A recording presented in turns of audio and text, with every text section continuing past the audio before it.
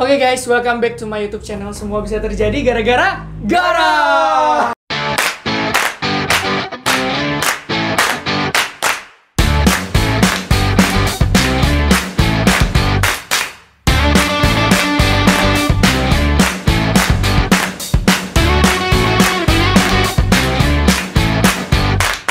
Oke, baiklah guys, kita sekarang kedatangan salah satu selebriti tanah air Indonesia, Kiki XO9. Silang tangan. Oh, silang tangan ya. XO9. XO9 itu apa sih artinya? XO9. XO9 itu artinya Extraordinary 9. Oh, serius? Itu ada artinya? Baru tahu kan? Oh iya, baru tahu sih. Itu ada X itu extra, O-nya ordinary, 9 itu karena memang jumlahnya 9 orang. Oh, gitu. Jadi kita itu terbentuk dari orang-orang yang luar biasa, si extraordinary gitu. Karena kita nggak akan bisa jadi extraordinary kalau kita bersembilan ini nggak kumpul bareng. Oke, mantap. Aku baru tahu guys bahwa XO9 itu adalah artinya extraordinary. Yes. Oke, buat teman-teman yang masih penasaran sebenarnya Kiki ini siapa nih, cuplikan videonya. Hear me.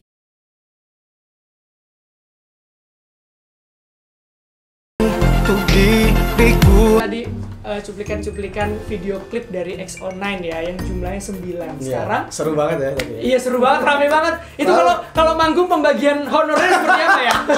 Itu perannya yang paling sering ditanya. Ya lumayan lah buat ongkos. Jadi yang biasanya kalau ngundang artis kan 100 juta aja, itu udah bagi 9 udah cuma berapa itu, mohon maaf gitu ya. Kepo banget ya.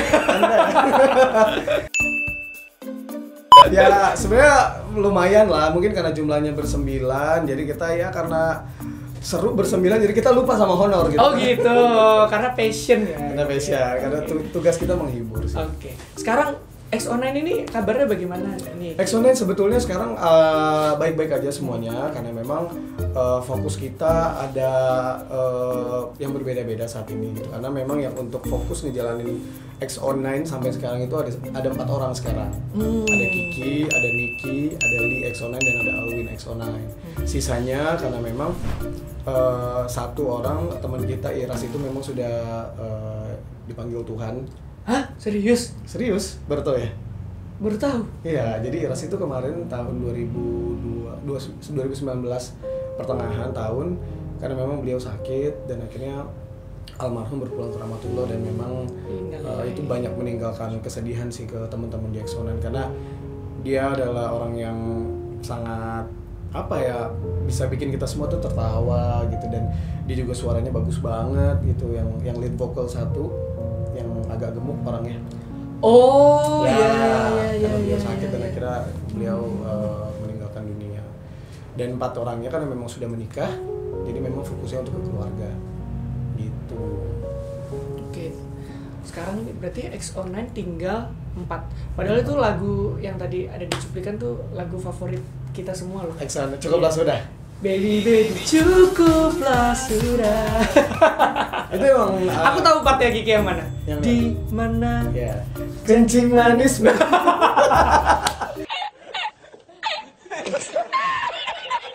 Serius. Itu banyak banget orang yang ngedengarnya ketika di rekaman atau di misalnya dia ngedengerin lagunya, banyak banget yang mention gue dulu zaman-zaman di Twitter ya. Itu partnya kok nggak salah ya? Masa ngomongnya di mana kencing manismu? Ya kali kencing manis dimasukin ke dalam lirik lagu. Dia band dong. Itu agak ya maklum lah netizen Indonesia ya.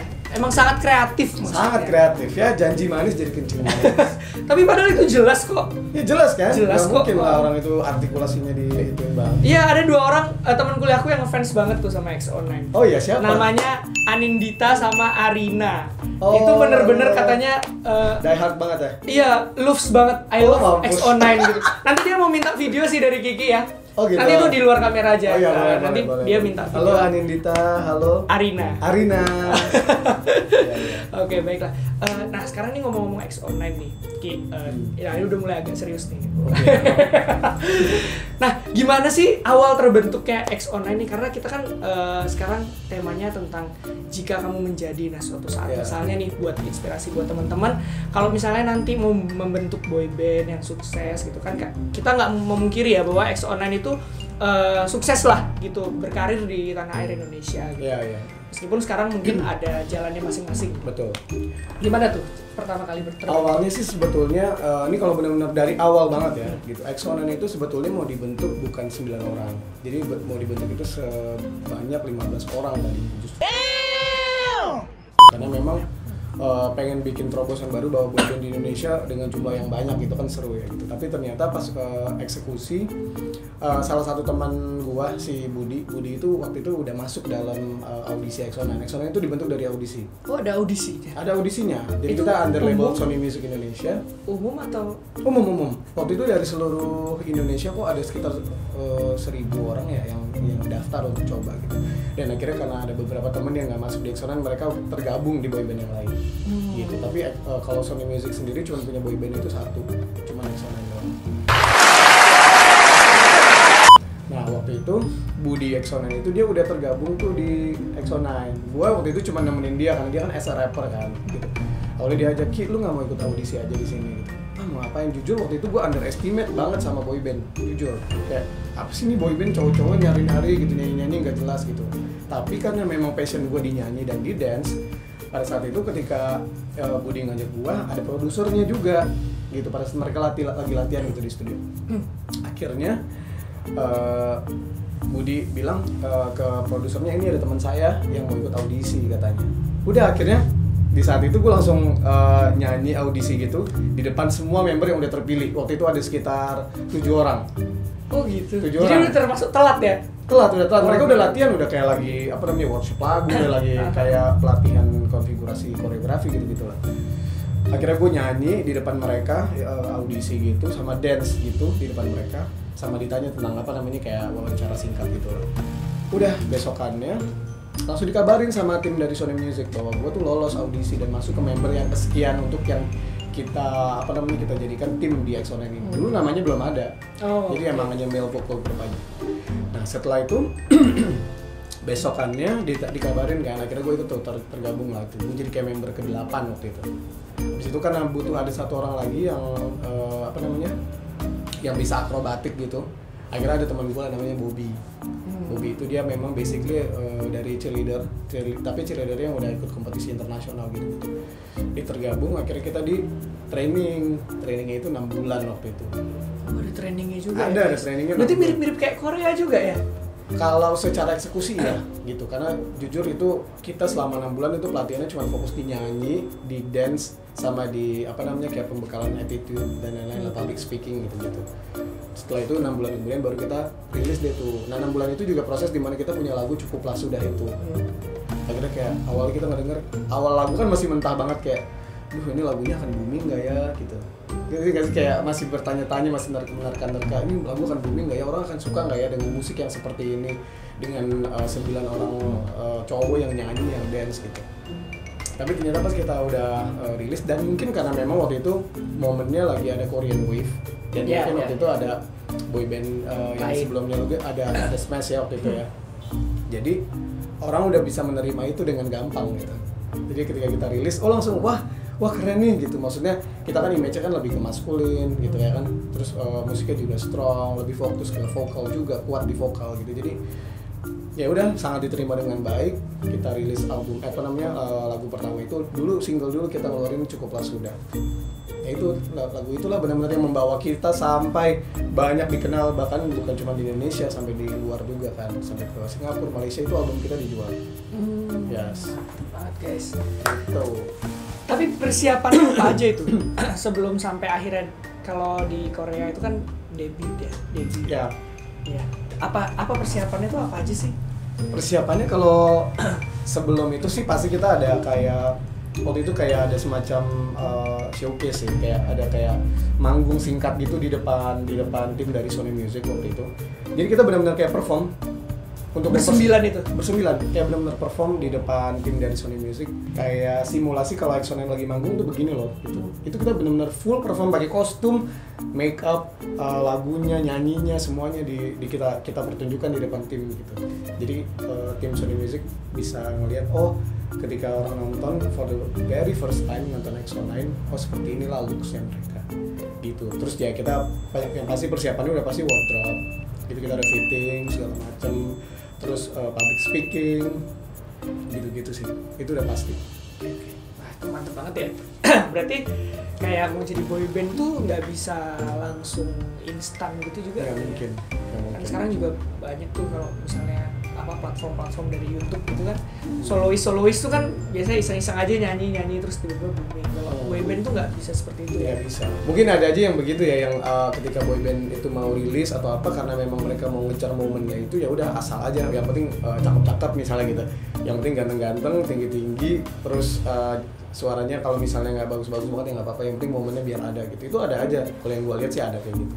Tapi ya itu tadi, ketika mereka harus bersaing dan ketika mereka harus mempersembahkan segala performance mereka secara real, ya orang akan bisa nilai dengan sendirinya. Gitu sih. Nah, kalau kompetensi atau skill apa sih yang dibutuhkan untuk minimal pas waktu audisi itu? Kiki tuh punya apa sih? Ya, karena memang dari kecil itu kan gue emang suka banget sama nyanyi ya, sama musik suka juga gitu. Jadi maksudnya my mom itu penyanyi.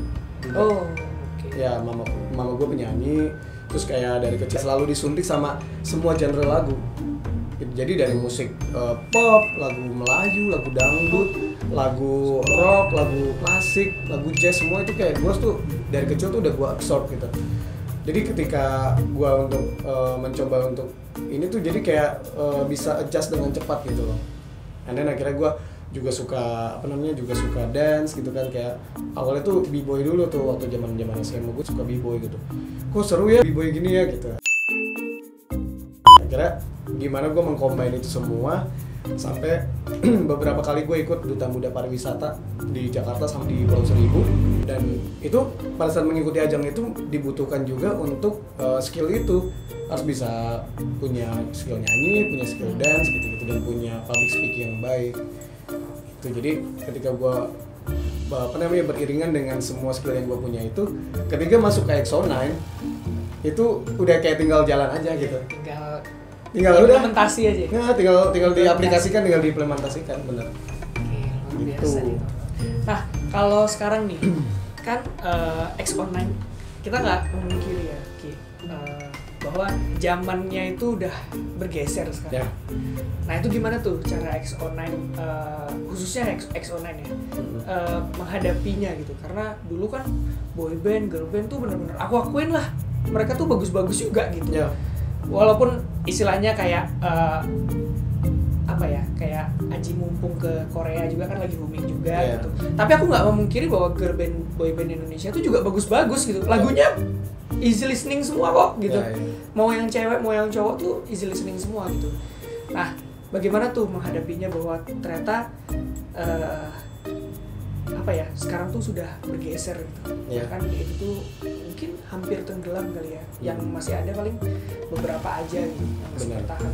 Kalau kita sih sebenarnya ini lebih menanggapinya lebih ke lebih ke momen ya. Karena kita EXO-9 sih, terutama kita semua yakin sih sama EXO-9. EXO-9 itu sebutan untuk fans EXO-9 ya.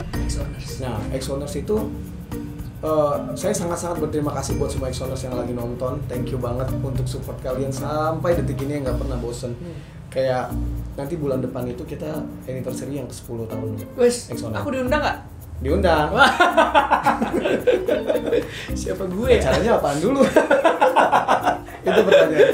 Gitu. Jadi mereka nggak pernah bosen gitu dari awal EXO-9 debut sampai EXO-9 udah nanti bulan depan kita akan berumur 10 tahun gitu. Mereka nggak pernah bosen loh. Bahkan dari yang mereka masih SMP sampai sekarang mereka udah punya anak gitu. Itu kayak mereka nggak pernah bosen gitu, dan kita cuman bilangnya waktu itu akan terus berjalan, dan kita yakin sampai kapanpun EXO-9 akan tetap ada di hatinya EXO-Owners gitu. Dan mungkin banyak banget sampai sekarang EXO-Owners yang selalu minta, ayo EXO-9 comeback dong gitu, EXO-9 comeback. Dan EXO-9 pasti sih. Iya kan, EXO-9 punya karya lagi, at least satu single lagi gitu. Tapi kita saat ini memang benar-benar lagi mencoba gitu. Kemarin ini bulan lalu kita ada meeting sama produser kita untuk dibuatkan satu single baru buat EXO-9. Karena memang ini akan menjawab rasa penasaran EXO-9 sama karya baru dari EXO-9 dengan format yang sekarang saat ini bisa menjalankan EXO-9. Misalnya kita sekarang 4 orang gitu. Ya kita berusaha untuk ke situ gitu, tapi mungkin secara eksekusi itu tidak semudah dan secepat itu gitu, karena kita juga harus ngeliat momen, lagu apa sih yang sekarang lagi disuka sama orang gitu, terutama ex-owners gitu, dan apa ya momen konsep boy band secara keseluruhan yang dengan konsep nyanyi yang ada dance-nya itu saat ini masih disukai nggak sih sama masyarakat Indonesia terutama gitu. Apakah kita datang dengan format yang ya udah we just male vocal group yang cuman fokus di nyanyi gitu. Itu yang masih digodok sama tim dan manajemen di Exona gitu. Tapi kalau bergesernya era, kita nggak pernah merasa itu apa ya ancaman atau kita perlahan memudar atau bagaimana, enggak sih. Kita selalu yakin bahwa sampai kapanpun Exona ini akan selalu ada, dan semua karya Exona akan selalu dihargai kapanpun dan dimanapun. Amin. Gitu. Nah, ini saat menjalani X-Online, bener nggak sih kan ada usut punya usut tuh, kalau masuk boy band itu misalkan ada aturan-aturan yang mengekang, nggak boleh pacaran lah. Oh iya. Itu beneran? Benar. Oh begitu? Benar lah. Misalnya kayak contoh-contoh simpelnya waktu zaman-zaman itu ya, maksudnya ketika kita pelatihan lah apa segala macam, yang pasti ngejaga pola makan, apa namanya hidup sehat lah ya intinya. Hidup sehat itu udah pasti gitu, karena kerjanya tiap hari nge-gym terus, kayak lari, sit up, push up, nyanyi sambil lari. Coba bayangin nyanyi sambil lari, itu kan untuk menjaga apa namanya stamina ya? Physical strength. Terus ketika kita nyanyi itu suaranya stabil gitu, ketika nyanyi sambil lari gitu. Jadi baby cuy, itu capek banget sumpah. Udah itu lagunya Exona Cukuplah Sudah itu kan padat banget kan gitu.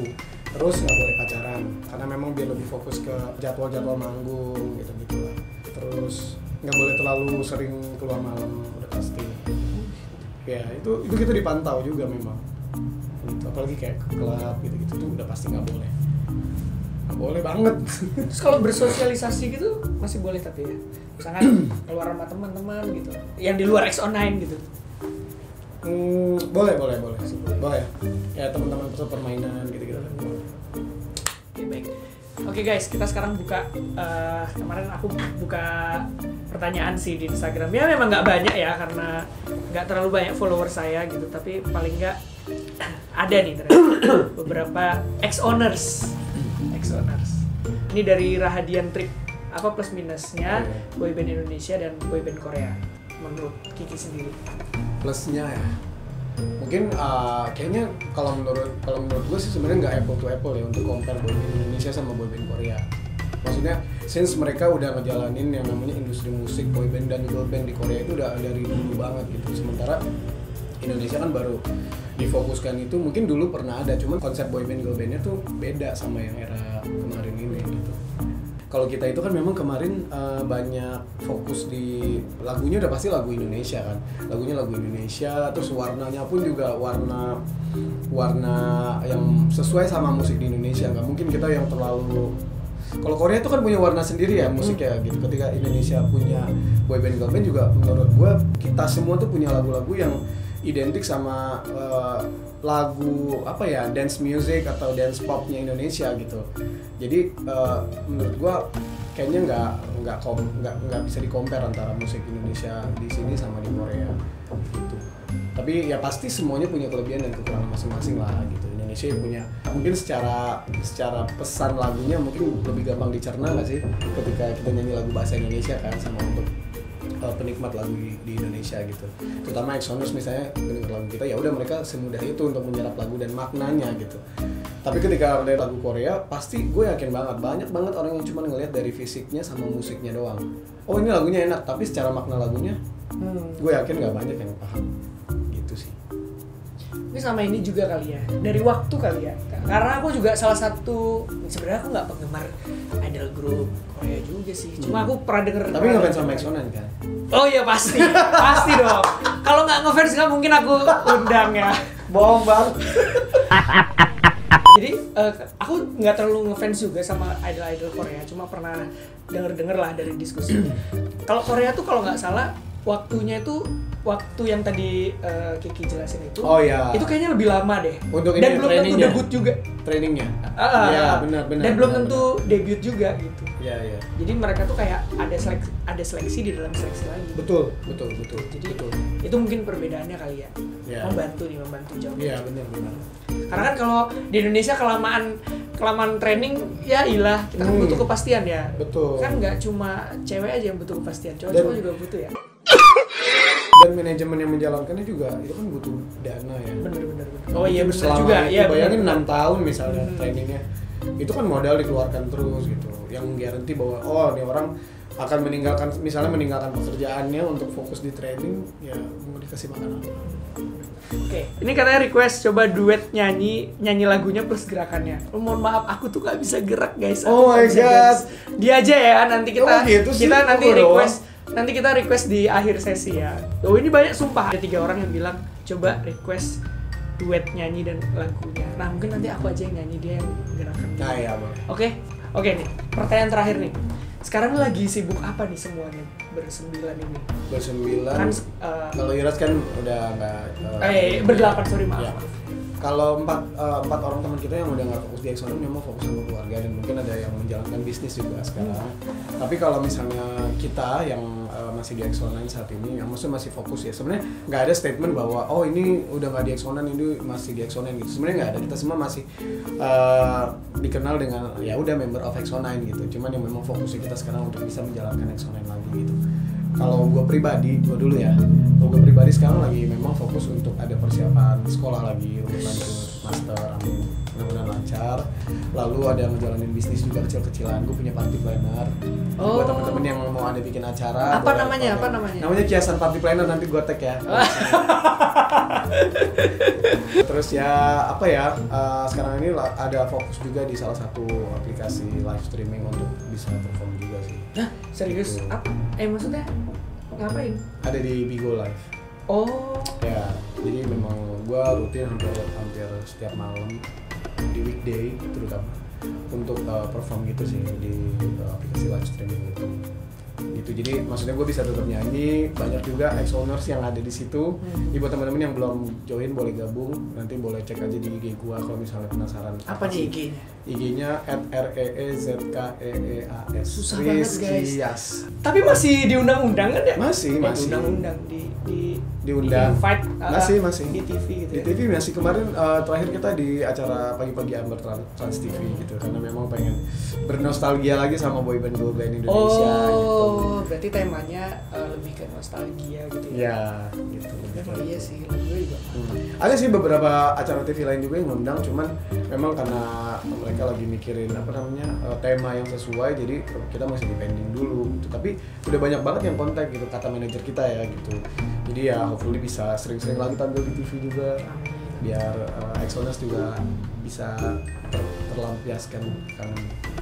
Biar bisa berkarya lagi ya. Aku tahu juga satu lagi karya X-Online itu yang Cinta Kan Membawa. Oh iya, bener itu legend banget. Jadi itu karena pertama karena lagunya juga ya. Terus kedua kan lagu lambat dibawain boyband itu kan kayaknya sesuatu yang beda. Baru, sesuatu yang baru gitu. Jadi kayak gimana sih jadinya penasaran gitu. Tapi ternyata bisa juga ada dance-nya juga. Kaget juga aku.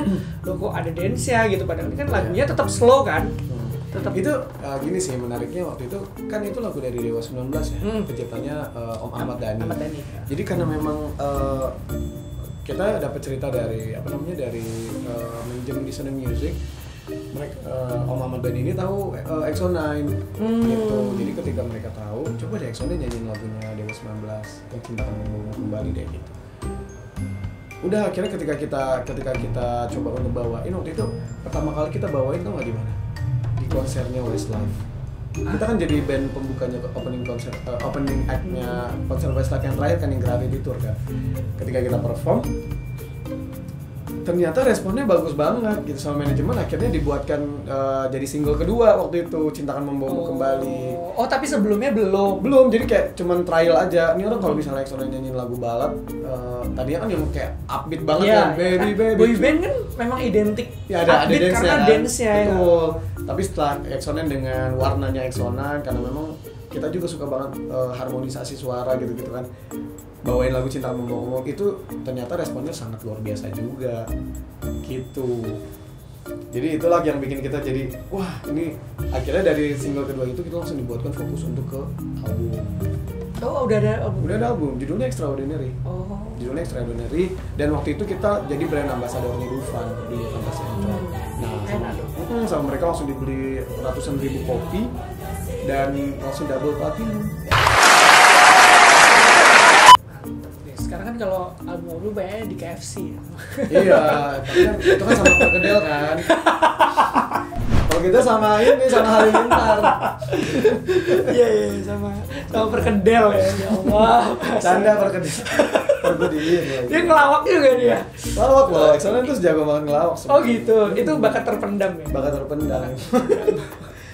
dan apa ya, kalau ngomong cerita soal apa namanya momen-momen seru juga gitu yang Exonen banyak mengharumkan nama bangsa gitu sebenarnya, itu yang mungkin orang nggak banyak tahu. Waktu itu kita juga terpilih jadi salah satu boy band yang membawa nama Indonesia untuk terbang ke Korea Selatan. Bawa nama Indonesia. Iya, satu-satunya boy band. Lagunya cukup sudah itu. Enggak, jadi gini, waktu itu mereka itu ada acara namanya Gangnam K-pop Concert Music Festival tahun 2013. Hanya terpilih satu boy band dan satu girl band dari Indonesia untuk perform bareng sama boy band girl band lain di seluruh dunia waktu itu.